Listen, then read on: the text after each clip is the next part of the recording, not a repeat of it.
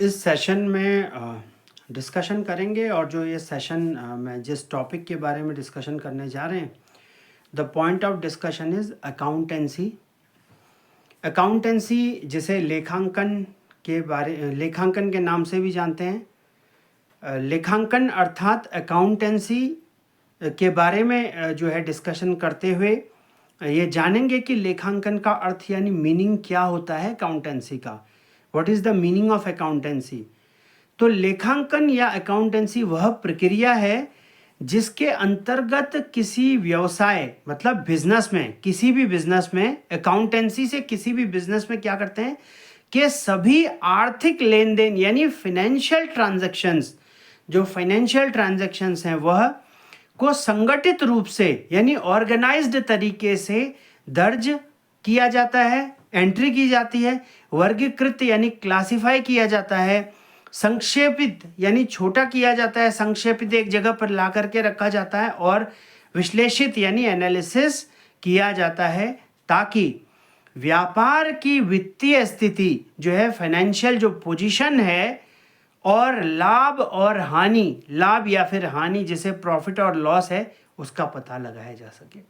तो अकाउंटेंसी से यानी लेखांकन से जो फाइनेंशियल ट्रांजैक्शन होते हैं उसकी बातें होती हैं, क्रेडिट और डेबिट की बात होती है, कितना पैसा आया कितना पैसा गया, बैलेंस शीट में यही बातें बनती हैं और संगठित रूप से इन बातों को, चीज़ों को दर्ज किया जाता है और वर्गीकृत किया जाता है और संक्षेपित जो एक टाइप की चीज़ें हैं वो एक साइड में एक ही जगह लिखी जाती हैं, जो जिसका नेचर है, जिस तरीके के एसेट है, लाइबिलिटी है या क्या है, और संक्षेपित और विश्लेषित किया जाता है जिससे एक फाइनेंशियल जो सर्टेनिटी और एक फाइनेंशियल जो पोजीशन है उसका पता लगाया जा सकता है कि कोई भी बिजनेस है या फर्म है या जहाँ पर भी जिसका भी अकाउंट, जिसकी भी जो है बैलेंस शीट को मेंटेन किया जा रहा है अकाउंट्स की ऑर्गेनाइजेशन की, तो वो प्रॉफिट में चल रही है, वो लाभ में है या हानि है या क्या है, no loss no profit gain है, क्या चीज़ है, क्या स्थिति है,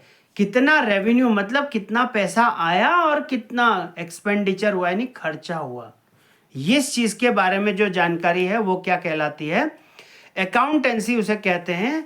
अब इसमें क्या है कि accountancy also known as accounting is the process of recording, classifying, summarising and interpreting मतलब समझना, financial transactions of a business और ऑर्गेनाइजेशन और a corporation. It helps stakeholders to understand the financial health and performance of an entity. तो इसके बारे में है।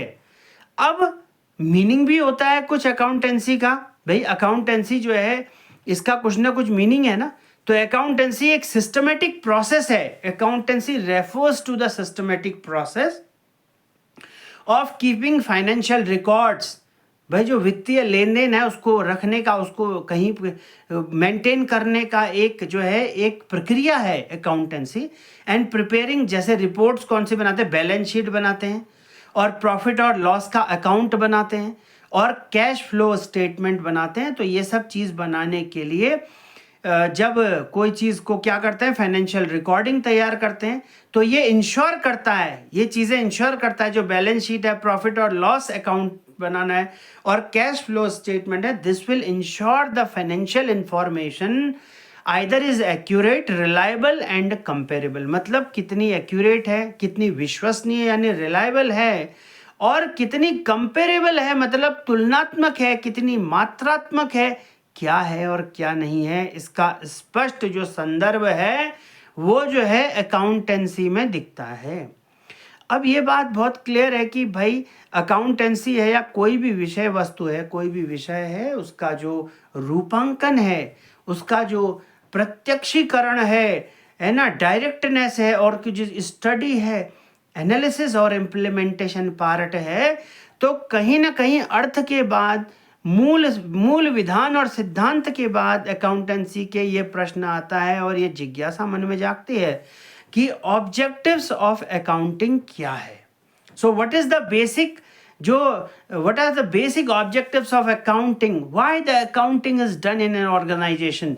कोई भी ऑर्गेनाइजेशन है, कोई भी संगठन है, उसमें जो वित्तीय जो भी रिकॉर्डिंग्स को प्रस्तुत किया जाता है, वित्तीय रिकॉर्डिंग्स को मेंटेन किया जाता है, आखिर जरूरत क्या पड़ती है, क्या उद्देश्य है, क्या उद्देश्यों की पूर्ति होती है? तो पहला उद्देश्य इसमें ऐसा है, व्यापार के सभी लेन देन का संगठित रिकॉर्ड रखना, ये एक उद्देश्य है। क्योंकि किसी भी चीज का उद्देश्य होता है तो ऑब्जेक्टिव जो है to maintain systematic records of financial transaction. अब फाइनेंशियल ट्रांजैक्शन में क्या है कि कितना क्रेडिट हुआ, कितना डेबिट हुआ, कितना अमाउंट गया कहीं पे और कितना अमाउंट आया, इस चीज को ऑर्गेनाइजेशन में कितना अमाउंट चढ़ा अकाउंट में और अकाउंट से कितना गया, कितना ऑर्गेनाइजेशन से चीज़ें गई पैसे के रूप में या किसी भी रूप ट्रांजैक्शन हुआ। तो ये चीज़ें जो हैं ये कहलाती हैं कि जो संगठित इस चीज़ का रिकॉर्ड रखना। अब क्या चीज़ है नेक्स्ट क्या है ऑब्जेक्टिव अकाउंटिंग का? लाभ या हानि का निर्धारण करना। लाभ और हानि का निर्धारण करना, इसका मतलब ये है टू असर्टेन प्रॉफिट और लॉस, ये सुनिश्चित करना, to determine, to ascertain and fix and declare either profit में है या लॉस में है कोई भी जो है ऑर्गेनाइजेशन की जो फाइनेंशियल हेल्थ है और पोजीशन वो चल क्या रही है, कैसी है, इस चीज़ को देखना, चेक करना और इसको सही करने के और क्या क्या ऐसे प्रिवेंटिव मेजर्स हैं जो करने के लिए तैयारी रखना। तो और क्या है उद्देश्य? वित्तीय स्थिति जो है का आकलन करना कि क्या फाइनेंशियल स्थिति है, स्टेटस है, उसका आकलन करना, जैसे संपत्तियां हैं, देनदारियां हैं या पूंजी है। अब इसको ऐसे भी बोलेंगे कि to determine financial position of an organisation, और चाहे उसमें एसेट्स हों जो संपत्तियां हैं, लाइबिलिटीज जो जिम्मेदारियां हैं जो देने हैं, और इक्विटी है चाहे, इस चीज को मेंटेन करना। अब नेक्स्ट क्या है? To provide information for decision making, और ये जो है कि निर्णय लेने हेतु जो है जानकारियों को प्रदान करना। और नेक्स्ट ऑब्जेक्टिव जो है अकाउंटेंसी का, कानूनी और कर संबंधी आवश्यकताओं को पूरा करना। इसका अर्थात है to comply with legal and tax requirements and needs. तो ये सब जो है that is what objectives of accountancy. Initially what we have seen the meanings, gist, definition, title for what the accountancy that has been embodied, implemented and designed, पहले ये पढ़ा। अब उद्देश्यों की पूर्ति पड़ी। क्या क्या उद्देश्य? भाई लेखा जोखा ही तो रखना काम है ना, और लेखा जोखा में प्रॉफिट है कि लॉस है, प्रॉफिट है तो और कैसे बढ़ेगा, और लॉस है तो लॉस कैसे इनकर होकर और कैसे ओवरकम होकर प्रॉफिट में बदलेगा, और ऑर्गेनाइजेशन की जो फाइनेंशियल वेल्थ है वो बनेगी कैसे, उसके लिए क्या क्या मेथड है, क्या क्या तरीके आइडियाज़ हैं, किन क्या चीज़ें फ्रेम करेंगे, किन किन चीज़ों को कोऑर्डिनेट करेंगे, और क्या क्या जो है समाकलन करेंगे, समीक्षा करेंगे और प्राकलन करेंगे, और इस साथ के साथ जो है किन चीज़ों को जो है समन्वय करके कोऑर्डिनेट करके जो है प्रॉफिट मेकिंग करेंगे, और किसी भी ऑर्गेनाइजेशन की जो फाइनेंशियल हेल्थ है उसका सुदृढ़ीकरण करेंगे, मतलब मजबूत करेंगे, और जो है कि एक इंश्योर करेंगे, चीज़ों का एश्योर करेंगे कि फाइनेंशियल हेल्थ जो है किसी भी ऑर्गेनाइजेशन की क्या होगी, सज्ज होगी। इसके बाद जो है नेक्स्ट क्या करेंगे? अब जब ऑब्जेक्टिव्स ऑफ अकाउंटेंसी कर दिया, अकाउंटिंग कर दिया, तो लेखांकन जब कर दिया, लेखा जोखा है, और जब अब ये ब्रांचेस भी तो होंगी अकाउंटिंग की, है ना, ब्रांचेस भी होंगी। तो ब्रांचेस जो लेखांकन की शाखाएं हैं उसमें क्या क्या है? मूल रूप से मुख्य फाइनेंशियल अकाउंटिंग है। फाइनेंशियल अकाउंटिंग को बोलते हैं वित्तीय लेखांकन। इसका मतलब सभी आर्थिक लेन देन का रिकॉर्ड और रिपोर्ट तैयार करने की जो कार्य होता है, जो ब्रांचेस होती है अकाउंटिंग की, उसे ही फाइनेंशियल अकाउंटिंग कहते हैं। कहने का मतलब financial accounting deals with the records and reports of the financial transactions. Next क्या है? कॉस्ट अकाउंटिंग, मतलब लागत, कॉस्ट मतलब लागत अकाउंटिंग, लागत लेखांकन कहते हैं। इसका मतलब वस्तुओं या सेवाएं मींस गुड्स एंड सर्विसेज की लागत तय करना कि कितनी लागत लगेगी, कितना लगाना पड़ेगा अपने से। तो इसीलिए जो है लेखांकन जो है एक लेखा जोखा तैयार करना होता है। तो मतलब cost accounting determines, decides and was quantifies the cost of products and services. अब अगला क्या है? नेक्स्ट जो है शाखा, जो है नेक्स्ट ब्रांच है अकाउंटिंग की, वो है मैनेजमेंट अकाउंटिंग। इसका अर्थात है प्रबंधन लेखांकन, लेखांकन प्रबंधन लेखांकन। इसका अर्थात है प्रबंधन के निर्णयों हेतु जानकारी देना। तो इसका मतलब ये है, the meaning is that management accounting provides information for internal decision making, so that whatever decisions has been taken to strengthen the accounting, to strengthen the process and the financial health and structure of the organisation. अब auditing भी एक चीज़ है, auditing भी एक branch है। Auditing मतलब check करना किसी चीज़ को, तो ये होता है लेखा परीक्षा करना, ऑडिटिंग। जैसे सरकार का जो बजट होता है उसकी ऑडिटिंग कैग करते हैं, है ना, कंट्रोलर एंड ऑडिट जनरल ये करते हैं। और फिर इसके बाद जो है, जो इसीलिए लेखा जो परीक्षा है ऑडिटिंग, तो ये करना। और ऑडिट में क्या होता है कि लेखा पुस्तकों की जो होती है स्वतंत्र जांच होती है, और जो है कितना खर्चा हुआ, independent examination and evaluation of financial statements, कितना खर्चा हुआ, कितना आय हुआ, कितना व्यय हुआ, कितना आया, कितना क्रेडिट हुआ, कितना डेबिट हुआ, इन सब का जो हिसाब किताब होता है, ये सब की जो चेकिंग होती है। और एक एग्जामिनेशन होता है, एक वित्तीय समाकलन, एक वित्तीय जो है मूल्यांकन होता है, इवेल्युएशन होता है, तो यही कहलाता है ऑडिटिंग। जो नेक्स्ट है टेक्स्ट अकाउंटिंग, मतलब कर लेखांकन कहते हैं। टैक्स होता है, कर लेखांकन, किसी की चीज़ के ऊपर टैक्स लगता है, तो इसलिए बोलते हैं करों की गणना करना, यानी टैक्स की गिनती करना, और रिटर्न भरने से संबंधित कि जो टैक्स फाइल है वो पूरा है या नहीं है।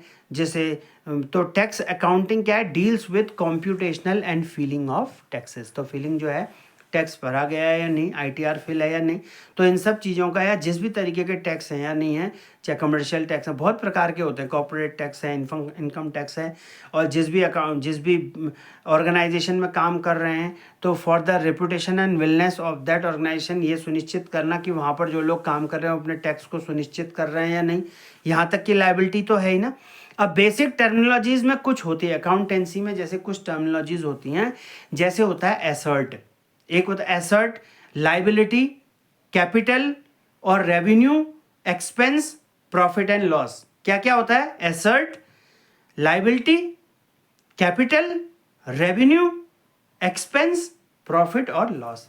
अब अगर हम बोलें जैसे एसर्ट है, तो इसका मीनिंग होता है, एसर्ट का मतलब होता है resources owned by a business. अब जैसे एसर्ट मतलब होता है संपत्ति, कि व्यवसाय की वह वस्तु या अधिकार जिनसे लाभ होता है।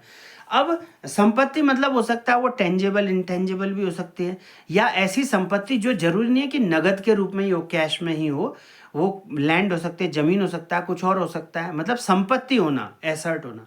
अब एक होता है लाइबिलिटी, मतलब दायित्व, जिन जिम्मेदारियों को निभाया जाना है, जो परिसंपत्तियां जो देना, जिन देनदारी है, वो सारी की सारी लाइबिलिटीज होती हैं।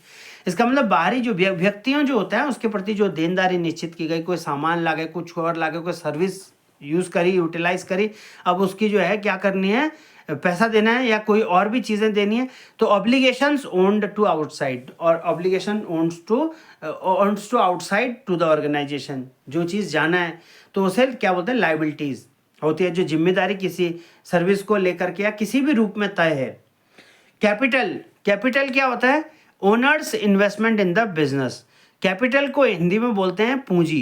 क्या बोलते हैं, पूंजी।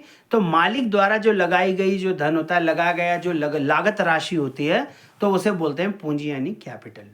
अब राजस्व होता है, एक रेवेन्यू, राजस्व, तो व्यवसाय से प्राप्त आय जो होती है वो राजस्व होती है। तो राजस्व होता है, जैसे गवर्नमेंट का भी रेवेन्यू होता है, कि टैक्सेस के माध्यम से या अन्य बहुत सारे माध्यम से जो है रेवेन्यू कलेक्शन होता है। तो एक्सपेंसेस जो हैं, सर्विसेज को रेंडर करके भी रेवेन्यू कलेक्शन होता है। और जो फीस होती है, जो रजिस्ट्रेशंस होते हैं, जैसे ज़मीन है उसके सर्किलमेंट रेट, और बहुत प्रकार का ऐसे वैसे इंफॉर्मेशन, ये इनकम टैक्स है, कॉरपोरेट टैक्स है, और बहुत सारी और भी जो चीज़ें कलेक्शंस हैं, वो उससे रेवेन्यू होता है। और अब होता है व्यय, जिसको एक्सपेंस बोलते हैं। इसका मतलब आय अर्जित करने में किया गया खर्चा। इसका मतलब क्या होता है कि it means that cost incurred to earn revenue, इसको क्या बोलते हैं, एक्सपेंस। अब एक्सपेंस भी जो हो सकता है दैट में भी प्लान्ड एक्सपेंडिचर एक्सपेंस हो सकता है और वो नॉन प्लान्ड एक्सपेंस। कई बार एकाएक जो है नॉन प्लान्ड तरीके से अनियोजित जो व्यय होता है एक्सपेंस होता है वो आ जाता है, और कोई नियोजित व्यय होता है पहले से ही लेखा जोखा लगाया गया होता है कि इतना खर्चा होगा ही। प्रॉफिट और लॉस मतलब लाभ और हानि होता है, इसका मतलब आय और व्यय का जो अंतर है, और इससे ही जो होता है it means that the difference between the revenue and the expenses. और प्रॉफिट और लॉस का जो हानि होता है उससे ही पता चलता है कि फ्यूचर कोर्स ऑफ एक्शन किसी भी ऑर्गेनाइजेशन का फाइनेंशियल फर्दरनेस के लिए क्या होना चाहिए, ये प्रॉफिट और लॉस से ही पता चलता है। अब जैसे फॉर एग्जांपल क्या है, मान लीजिए रेवेन्यू है, रेवेन्यू हुआ और एक्सपेंसेस हुए। तो रेवेन्यू क्या है कि राजस्व एकत्रित हुआ और एक्सपेंसेस मतलब व्यय हुए। अब मान लीजिए कि राजस्व ज़्यादा आया और व्यय कम हुए, एक्सपेंसेस कम हुए, तो सरप्लस हो गया, कुछ ना कुछ पैसा बचा। तो हेल्थ, फाइनेंशियल हेल्थ ओके या ठीक होने या कुछ और हो सकता है, कुछ नया कहीं और इन्वेस्ट हो सकता है। लेकिन अगर रेवेन्यू आया जितना उससे ज़्यादा एक्सपेंस हो गया तो ये डेफिसिट है, ये हानि है। और इसमें जो है जो ज़्यादा पैसा लग गया है वो डेफिसिट के रूप में हो रहा है, क्योंकि एक्सपेंस जो खर्चे हैं, जो व्यय है, जो एक्सपेंस है वो ज़्यादा है किससे, आय से। तो आय से, इनकम से अगर ज़्यादा है, रेवेन्यू से ज़्यादा है अगर कौन क्या व्यय, खर्चा, एक्सपेंस, तो उसे ही जो है डेफिसिट बोलते हैं। और ऐसी कंडीशन में जो है फिर कॉस्ट कटिंग जैसी चीज़ें होती हैं कि जो जहाँ पर कॉस्ट कटिंग हो सकती है कि कम से कम जो है रेवेन्यू जो है वो ज़्यादा हो किससे, एक्सपेंडिचर से, या कम से कम बराबर हो, वैसे ज़्यादा ही होना चाहिए रेवेन्यू एक्सपेंडिचर से, तभी किसी भी ऑर्गेनाइजेशन का रन करना आसान हो पाएगा। अब इसमें एक बहुत महत्वपूर्ण चीज़ आती है, उसे बोलते हैं अकाउंटिंग इक्वेशन। मतलब अकाउंटिंग इक्वेशन बोलते हैं जिसको बोलते हैं जो लेखांकन जो है, लेखांकन के समीकरण क्या होते हैं, that is called accounting equation. अब उसका एक फॉर्मूला है, क्या फॉर्मूला, क्या सूत्र है, क्या सिंटेक्स है कि assets is equal to, asset बराबर लाइबिलिटीज प्लस कैपिटल। मतलब जो संपत्ति है अगर उसको बराबर कर दिया जाए तो वो किन दो को जोड़ के आएगी, जितनी लाइबिलिटीज दायित्व हैं प्लस पूंजी जितनी लगा रखी है। इसका मतलब जो पूंजी लगाई गई है बिजनेस में वो, और जो दायित्व हैं यानी लाइबिलिटीज, दोनों को जोड़ दिया जाए तो बराबर आएगी संपत्ति के। यह तो लेखांकन का मूल सिद्धांत है, ये बेसिक जस्ट है, बेसिक फॉर्मूलेशन है किसका, अकाउंटिंग का, अकाउंटिंग इक्वेशन का। और हर लेन देन कम से कम 2 खातों को प्रभावित तो करता ही है, कम से कम 2 खातों को प्रभावित करता है। Means this equation forms the foundation of double entry book keeping where every transaction affects at least 2 accounts. अब कुछ जो है फाइनेंशियल स्टेटमेंट्स भी होते हैं, उससे पहले जो है कुछ गोल्डन रूल्स होते हैं अकाउंट्स के ना, जिसे कहते हैं कि लेखांकन के स्वर्ण नियम। तो क्या होते हैं स्वर्ण नियम, यानी गोल्डन रूल्स ऑफ अकाउंटिंग। अब जैसे खाते का प्रकार होता है ना, उसके कुछ नियम भी होते हैं। जैसे व्यक्तिगत खाता हो सकता है जिसे पर्सनल अकाउंट कहते हैं। एक पर्सनल अकाउंट होता है ना, पर्सनल अकाउंट के भी टाइप होते हैं। एक होता है रियल अकाउंट यानी वास्तविक खाता, और एक और होता है नॉमिनल अकाउंट, इसका मतलब नाम मात्र का खाता। तो कितने हो गए, व्यक्तिगत खाता मतलब पर्सनल अकाउंट, और रियल अकाउंट मतलब वास्तविक खाता, और हो गए आपका नॉमिनल अकाउंट मतलब नाम मात्र का खाता। तो व्यक्तिगत खाता जो है, व्यक्तिगत खाता it means that personal account क्या होता है, debit the receiver credit the giver. तो इसका मतलब ये होता है कि पाने वाले को डेबिट करें और देने वाले को क्रेडिट करें। वास्तविक खाते रियल अकाउंट में क्या होता है, जो आता है उसे डेबिट करें, जो जाता है उसे क्रेडिट करें। और जैसे वास्तविक खाता है इसको बोलेंगे कि debit what comes in and credit what goes out. और तीसरा जो है वो क्या है, नाम मात्र का खाता यानी नॉमिनल अकाउंट। इसका अर्थात सभी खर्चे और हानियों को डेबिट कर दें और सभी आय और लाभ को क्या कर दें, क्रेडिट कर दें, है ना, क्रेडिट करवा लें। तो इसका मतलब क्या है, it means that debit all expenses and losses and credit all incomes and gains. तो अब कुछ फाइनेंशियल स्टेटमेंट्स भी होते हैं ना, फाइनेंशियल स्टेटमेंट्स का अर्थात है कि जो है वित्तीय विवरण क्या होते हैं, फाइनेंशियल स्टेटमेंट। अब जैसे ट्रेडिंग अकाउंट होता है ना, एक व्यापार खाता, मतलब जो ग्रॉस प्रॉफिट और लॉस को बताता है, यानी सकल लाभ और हानि का वर्णन करता है। अब एक होता है profit and loss accounts, means लाभ हानि खाता। तो शुद्ध लाभ और हानि मतलब नेट प्रॉफिट और नेट लॉस को बताता है, measures the net profit and net loss. अब एक होता है बैलेंस शीट, यानी तुलना करने वाला, तुलन पत्र बोलते हैं। तो इसका मतलब तुलन पत्र मतलब होता है, तुलन पत्र मीन्स व्यवसाय की संपत्ति, दायित्व और पूंजी की स्थिति को दिखाता है। इसका मतलब कि balance sheet shows assets, liabilities and capital. अब होता है कैश फ्लो स्टेटमेंट, मतलब नगदी प्रवाह विवरण, जिसमें नगदी के आने और जाने का जो है, कैश के आने के, नगद के आने और जाने का क्या होता है, विवरण होता है। तो ये सब जो है ये अकाउंट्स के बारे में है। और अकाउंट्स में जो है कि कुछ और चीज़ों का, जैसे अभी देखा कि क्या होता है, जैसे अकाउंट्स को बोलते हैं लेखांकन बोलते हैं, उसका अर्थ देखा, और किस तरीके से जो है एक आर्थिक लेन देन, फाइनेंशियल ट्रांजैक्शन किसी बिजनेस के, किसी फर्म के, किसी प्रोप्राइटरशिप के करने के लिए जो एक संगठित रूप से दर्ज, वर्गीकृत, मीन्स जो है कि संगठित रूप से मतलब रिकॉर्ड करना, क्लासिफाई करना, समराइज करना एंड समराइज एंड इंटरप्रिटाइज करना, और वर्गीकृत, संक्षेपित और विश्लेषित जो ऐसे किया जाता है, ताकि व्यापार की जो वित्तीय स्थिति है और फाइनेंशियल पोजीशन है, फाइनेंशियल जो स्टेटमेंट है, फाइनेंशियल जो एकदम कहाँ पे खूंटी गाड़ के बैठा है, और लाभ और हानि जो प्रॉफिट और जो लॉस है, इसके विषय में जो है चर्चा हो, इसके विषय में नीति निर्धारण होगा, और इसके विषय में जो है डिक्लेरेशन हो जाए, एक जो है घोषणा हो जाए कि क्या है किसी बिजनेस की स्थिति, किसी बिजनेस क्या लाभ में चल रहा है, क्या लॉस में चल रहा है, क्या लाभ में चलेगा तो कैसे चलेगा, लॉस में चल रहा है तो क्यों चल रहा है, क्या कमी है, क्या पैसा कम आ रहा है, क्या पैसा कम जा रहा है, ये सारी की सारी चीज़ें, क्या जिम्मेदारियां ज़्यादा हैं, और जो कैपिटल इन्फ्यूजन है क्या वो ज़्यादा हो गया है, बार बार करना पड़ रहा है, और प्रोवोकेशन करना पड़ रहा है, रिजनरेशन करने के लिए क्या कैपिटल इन्फ्यूज़ करना पड़ रहा है, बहुत सारी चीज़ें हैं। और किसी भी बिजनेस को चलने के लिए जो नॉन प्लान्ड एक्सपेंडिचर होते हैं, उसमें कॉस्ट कटिंग कितनी हो सकती है, और जो भी ऐसे खर्चे हैं जो व्यर्थ के हैं, उनमें कॉस्ट कटिंग करके प्रॉफिट मैक्सिमाइजेशन करके ज़्यादा बेनिफिशियल और कैसे बिजनेस को बनाया तब जा सकता है। ऐसी चर्चा अकाउंटेंसी के लेन देन के रिकॉर्ड के मेंटेन करने से भी होती है। ऑब्जेक्टिव होगा कि भाई रिकॉर्ड करना, प्रॉफिट लॉस को बताना, फाइनेंशियल स्थिति को बताना, और निर्णय लेने हेतु जो जानकारी अगर क्या भी हो सकते हैं, क्या डिसीजन मेकिंग होगी, और कानूनी और जो टैक्स रिलेटेड जो भी इंफॉर्मेशन है वो। और ब्रांचेस अकाउंटिंग की फाइनेंशियल अकाउंटिंग या cost accounting, management accounting, audit, tax accounting, और जो एसेट्स क्या होती है, what are liabilities, capital, revenue, expenses, profit as well as loss, and what most very important is accounting equation that asset is equal to liability plus capital, मतलब संपत्ति बराबर दायित्व plus पूंजी, ऐसे करके होना।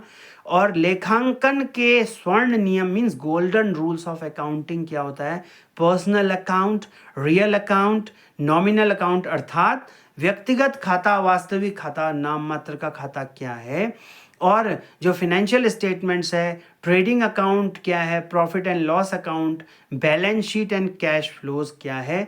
किसका मतलब ट्रेडिंग अकाउंट मतलब व्यापार खाता, ग्रॉस प्रॉफिट और लॉस को बताता है, और जिसे सकल लाभ या हानि, और प्रॉफिट एंड लॉस अकाउंट मतलब लाभ हानि का खाता, नेट प्रॉफिट लॉस को बताता है, यानी शुद्ध लाभ और हानि को बताता है।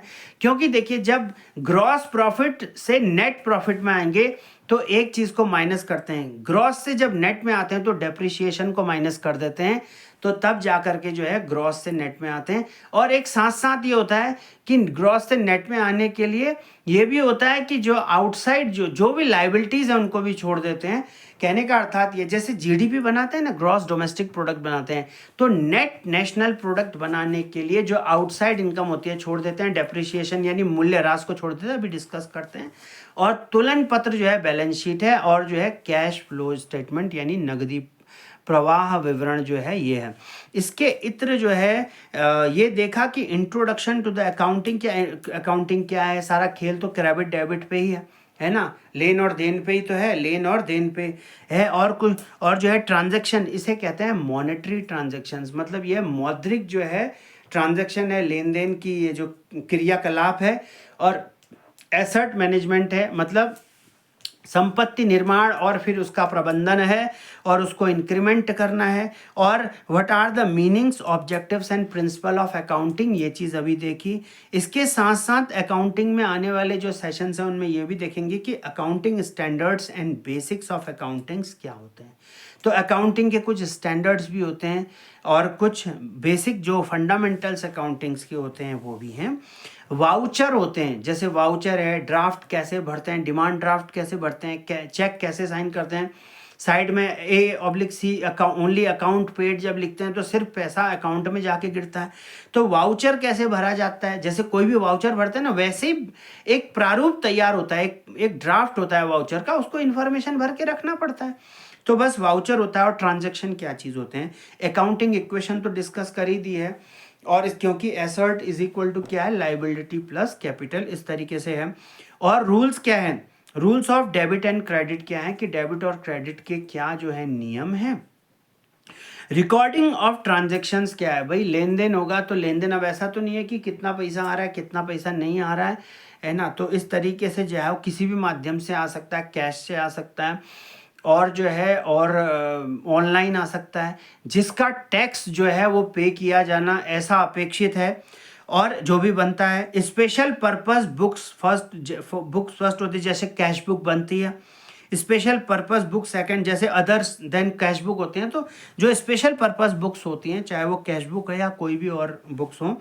और एक होता है बैंक रिकंसिलिएशन स्टेटमेंट। अब जैसे बोलते हैं बैंक समाधान विवरण बोलते हैं इसको, तो इसका मतलब बैंक रिकंसिलिएशन जो है स्टेटमेंट क्या होता है ये देखेंगे। और इसके बाद जो है कि डेप्रिशिएशन क्या होता है, मूल्य ह्रास होता है। जैसे फॉर एग्जांपल कोई चीज़ आज खरीद के लाए हैं, अब 1 साल बाद उतनी वैल्यू तो नहीं रहेगी, उसकी वैल्यू घट जाएगी थोड़ा। जैसे कोई मोबाइल भी होता है कि मोबाइल होता है तो जिस मॉडल का या जो भी मॉडल का मोबाइल ला रहे हैं, अगले साल उसकी प्राइस घट जाएगी उसी मॉडल की। तो इसीलिए जो है क्योंकि डेप्रिशिएट हो रहा है, मूल्य ह्रास हो रहा है, मूल्य में कमी आ रही है, पैसे की वैल्यू में कमी आ रही है उसके। तो इसका मतलब अगर उसको बेचेंगे, किसी भी चीज़ को बेचेंगे, जिस चीज़ को आज खरीद के लाएं कल 1 साल बाद बेचेंगे तो वो कम पैसे में मिलेगा, पूरे पैसे में जितने में खरीद के लाए थे उतने में नहीं मिलेगा। तो डेप्रिशिएशन मतलब क्योंकि मूल्य ह्रासित हो चुका है, मूल्य डेप्रिशिएट हो चुका है, वैल्यू गिरी है, फाइनेंशियल मॉनेटरी वैल्यू गिरती है तो उसे मूल्य ह्रास कहते हैं, मूल्य का ह्रास होना। अब एक बैड डेबिट्स भी है ना, बैड डेबिट्स है।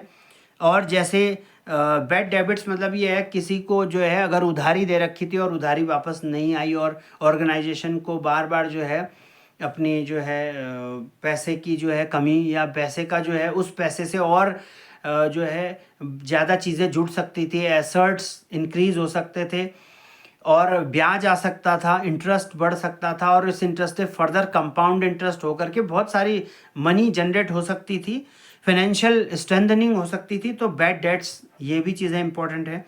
और इसके बाद साथ जो नॉन परफॉर्मिंग एसेट्स हैं, जो भी संपत्ति है अगर वो खाली बैठी हुई है और उसकी बहुत ज़्यादा मार्केट रेट, तो ऐसे संपत्तियों की बढ़ती रहती है एसेट्स की, फिर भी अगर बहुत परफॉर्मिंग नहीं है कि ज़्यादा परफॉर्मिंग हो सकती थी, तो ना सिर्फ नॉन परफॉर्मिंग एसेट्स उसके टर्म्स में है कि जो लोन वापस नहीं आया, जो डेट वापस नहीं आया, बल्कि नॉन परफॉर्मिंग एसेट्स इस बेसिस पर भी होता है कि किसी चीज़ का अगर प्रोडक्टिविटी लीस्ट है और ज़्यादा हो सकती है फिर भी नहीं हो रही है utilization up to the maximum और एक्सट्रीम्स, तो भी वह कहलाता है। और प्रोविजंस एंड, तो अलग अलग पैरामीटर पे, मतलब पैरामीटर के आधार पर भी जिस्ट तैयार रहता है चीज़ का।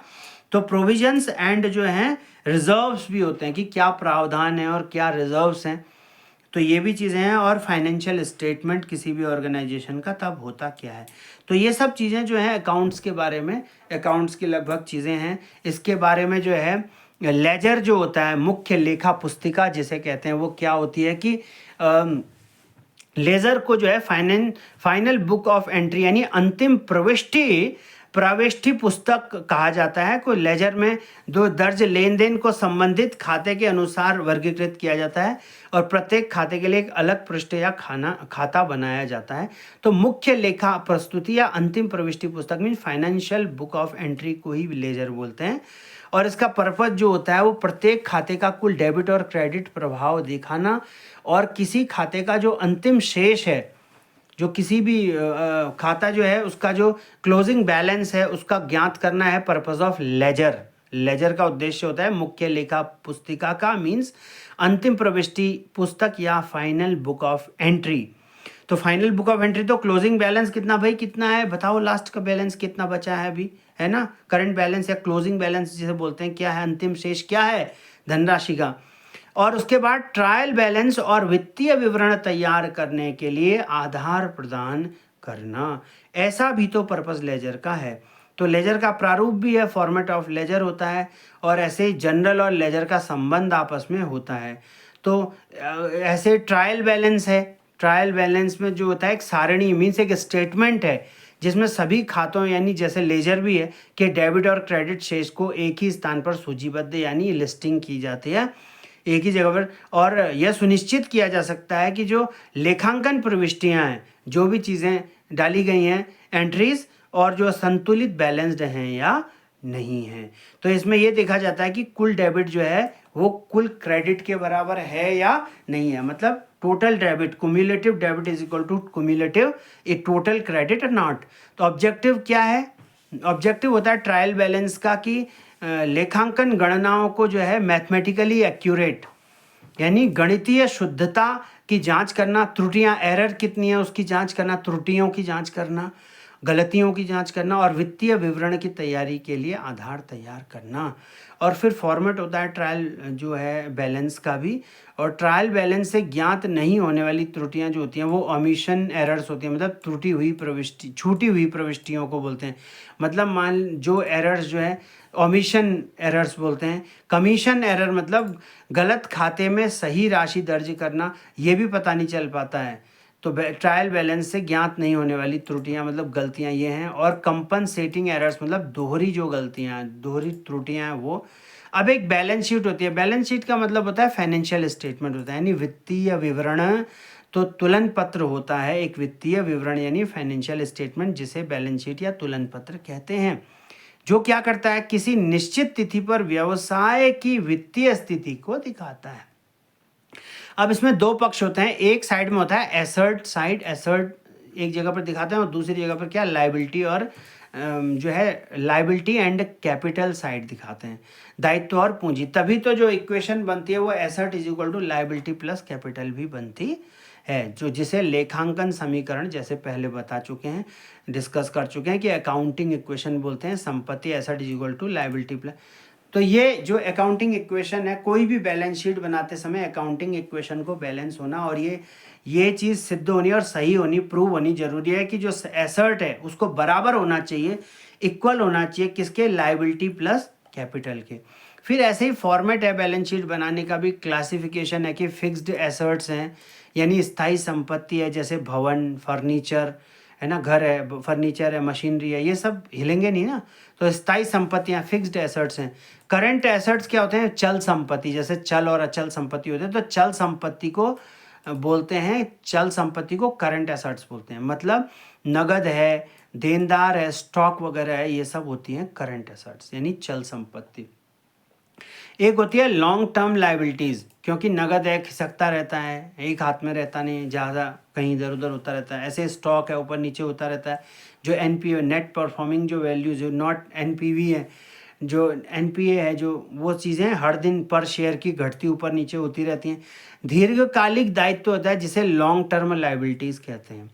तो इसका मतलब क्या है कि बैंक ऋण और डिबेंचर होता है ना, शेयर डिबेंचर वगैरह है। तो इसीलिए जो बैंक ऋण जो है और जो है कि और क्या है, डिबेंचर है।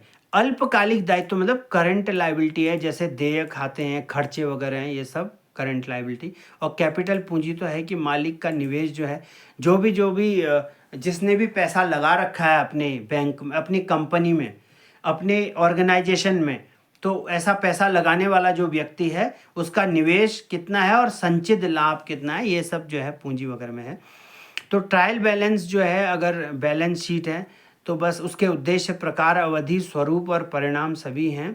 तो इस प्रकार से जो है आज अकाउंटेंसी के विषय में चर्चा करी कि इसके मीनिंग, ऑब्जेक्टिव, प्रिंसिपल्स बताए और लेखांकन के बारे में बताया कि लेखा मतलब लेख का यानी पैसे का लिखत पढ़त का अंकन करना यानी दर्ज करना बैलेंस शीट्स के माध्यम से, और अन्य जितने भी प्रारूप हैं उनमें वाउचर से, ट्रांजैक्शन करके, क्रेडिट डेबिट करके, अकाउंटिंग इक्वेशंस को फिक्स करके और अकाउंटिंग इक्वेशंस को इक्वेट करके और ये सिद्ध करके बैलेंस बनाकर, इसके साथ साथ रिकॉर्डिंग करके ट्रांजैक्शंस की, क्रेडिट डेबिट को चेक करके, मोनेटाइजेशन जो मॉनेटरी ट्रांजैक्शन है उसको फिक्स करके, और जो टैक्स है उसको इंश्योर करके, जो भी रेवेन्यू और जो एक्सपेंसेस हैं उनको डिसाइड करके कि आइदर सरप्लस यानी प्रॉफिट में है या लॉस में यानी डेफिशिट में है।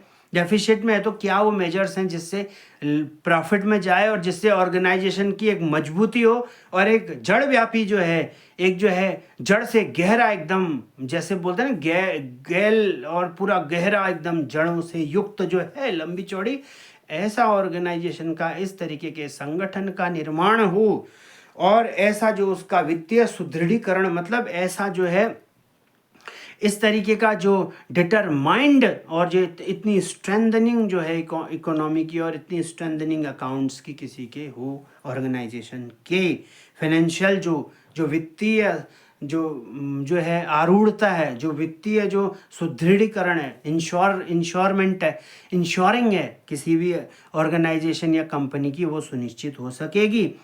और इसके इत्र जो है कि बैड डेट्स हैं, बैड डेट्स के बारे में देखा, और डेप्रिशिएशन मूल्यह्रास जो है। इसीलिए कोई भी चीज़ अगर ऑर्गेनाइजेशन में आती है तो उसको समयबद्ध तरीके से प्रयोग में लेकर के ज़्यादा प्रोडक्टिव कर देना चाहिए समय से, क्योंकि अगर चीज़ आई और फिर यूटिलाइज हुई, फिर रुक गई, फिर यूटिलाइज हुई, इससे क्या होता है, डेप्रिशिएट होती रहती है ना आए दिन, कि नए नई चीज़ें आती रहती हैं, अपडेट होती रहती हैं, तो हर चीज़, तो इसीलिए जो है तत्समय पर ही, चाहे कोई प्रोडक्शन बनाने वाला हो, प्रोडक्शन फर्म होगी, फाइनेंशियल फर्म होती होगी, शेयर मार्केट वाली फर्म, कुछ कोई हो, ठीक है, उसे समय पर ही जिस चीज़ के पैसे बना करके या जिस चीज़ को, जिस सर्विस को या फिर जिस फिजिकल एसेट को, टेंजेबल इंटेंजेबल एसेट को प्रयोग में या यूटिलाइज करने हेतु जो है लाए गए हैं, तो समय पर ही समय समय से करते हैं, करते भी रहना ही अपेक्षित है।